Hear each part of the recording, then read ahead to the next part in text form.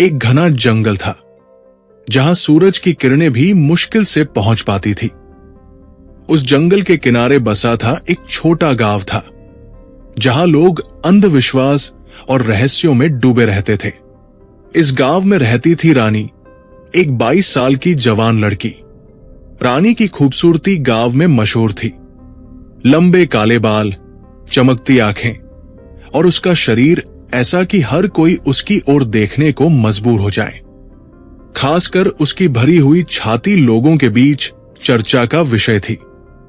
लेकिन रानी का मन बेचैन था। उसे कुछ चाहिए था, कुछ ऐसा जो गांव के साधारण लड़के उसे नहीं दे सकते थे। एक दिन गांव में हलचल मच गई। जंगल से एक साधु निकला था। उसका नाम था नाग बाबा। लंबा कद, काली दाढ़ी और आंखों में एक अजीब सी चमक।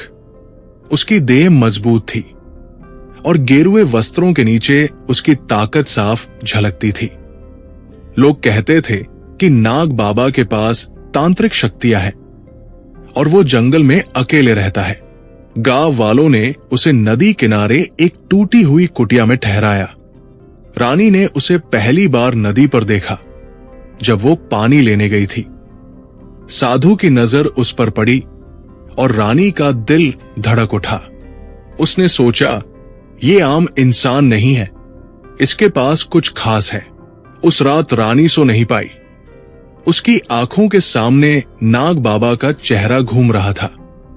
उसकी मजबूत कलाइयां, उसकी गहरी आवाज और वो नजरें जो उसके मन को भेद रही थी। रानी का शरीर तड़प रहा था। उसने सुना था कि साधु रात को जंगल में तंत्र साधना करता है।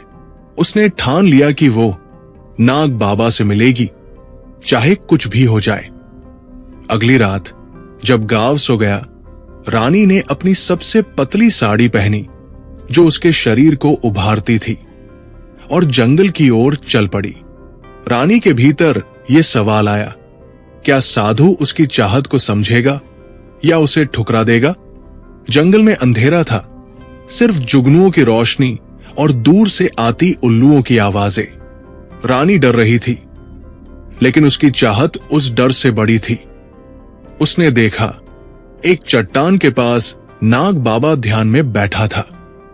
उसके चारों ओर आग का एक गोला जल रहा था और उसकी आंखें बंद थी। रानी पास गई और धीरे से बोली, बाबा, मुझे आपसे कुछ चाहिए। साधु की आंखें खुली और उसकी नजर रानी के चेहरे से होते हुए उसके शरीर पर रुकी। उसने गहरी आवाज में कहा, तू यहां क्यों आई लड़की?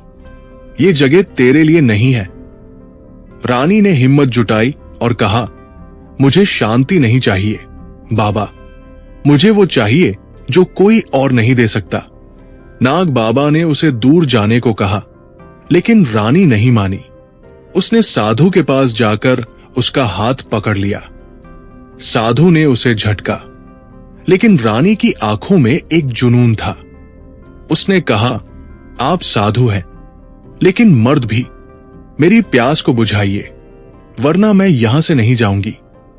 साधु का चेहरा सख्त हो गया। उसने कहा, तू नहीं जानती कि मेरे साथ क्या होगा। मेरी साधना खतरनाक है। लेकिन रानी ने उसकी बात अनसुनी कर दी। उसने अपनी साड़ी का पल्लू गिरा दिया और उसकी भरी हुई छाती साधु के सामने उजाड़। नाग बाबा की सांसें तेज हुई। उसकी आंखों में एक आग जली जो साधना की नहीं बल्कि इंसानी चाहत की थी। उसने रानी को अपनी मजबूत बाहों में खींच लिया। जंगल की ठंडी हवा और आग की गर्मी के बीच दोनों एक दूसरे में खो गए।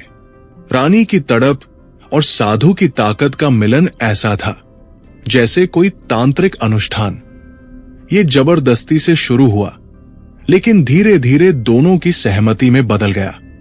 रानी की साड़ी जमीन पर गिरी और साधु के गेरुए वस्त्र भी एक तरफ सरक गए। वो रात रहस्यमयी थी। क्या ये प्यार था या साधु की शक्ति का खेल? सुबह जब रानी गांव लौटी, उसके चेहरे पर एक अजीब सी चमक थी। गांव वालों ने देखा कि वो पहले से अलग लग रही थी। लेकिन नाग बाबा जंगल से गायब हो गया। लोग कहने लगे कि साधु ने कोई तांत्रिक सिद्धि हासिल कर ली और चला गया। रानी चुप रही, लेकिन उसकी आंखों में एक राज था।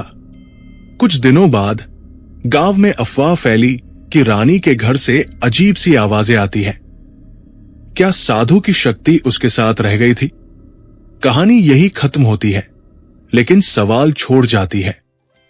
क्या रानी ने सचमुच साधु को अपने वश में कर लिया, या वो खुद किसी बड़े रहस्य का हिस्सा बन गई? अगर आपको यह कहानी पसंद आई हो तो वीडियो को लाइक करें, कमेंट में अपनी राय दें और हमारे चैनल को सब्सक्राइब करना न भूलें। बेल आइकन दबाएं ताकि आपको हमारी नई रोमांचक कहानियों की नोटिफिकेशन सबसे पहले मिले। आपका सपोर्ट हमें और बेहतरीन कंटेंट बनाने के लिए प्रेरित करता है।